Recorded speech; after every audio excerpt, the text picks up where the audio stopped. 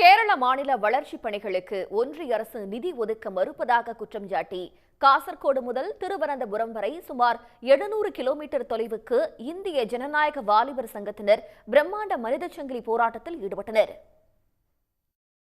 பாஜக ஆட்சியில் இல்லாத மாநிலங்களுக்கு நிதி ஒதுக்கீடு செய்யாமல் ஒன்றிய அரசு பாரபட்சம் காட்டுவதாக எதிர்க்கட்சிகள் தொடர்ந்து குற்றஞ்சாட்டி வருகின்றன.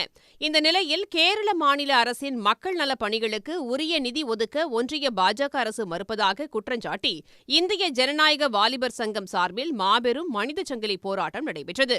காசர்கோடு ரயில் நிலையம் முதல் திருவனந்தபுரத்தில் உள்ள ஆளுநர் மாளிகை வரை 14 மாவட்டங்கள் வழியாக சுமார் 700 கிலோமீட்டர் தொலைவிற்கு நடைபெற்ற மனித சங்கிலியில் 10 லட்சத்திற்கும் மேற்பட்டோர் கலந்து கொண்டு ஒன்றிய அரசுக்கு தங்கள் எதிர்ப்பை தெரிவித்தனர்.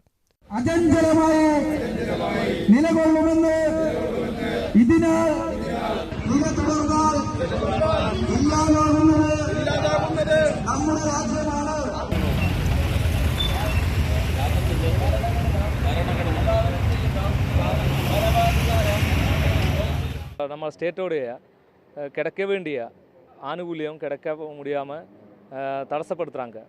இது தமிழ்நாட்டிலையும் அப்படி தான் பண்ணுறாங்க. அங்கே வந்து டிஎம்கே கவர்மெண்டோடைய பல ஆனுகூல்யங்களையும் அவர் அங்கே வந்து தடுக்கிறாங்க. பிஜேபி சர்க்கார் அல்லாட்டினா அவங்கள ஒன்றுமே இல்லாமல் பண்ணுறது தான் இந்த பிஜேபி சர்க்கார் செய்கிறது.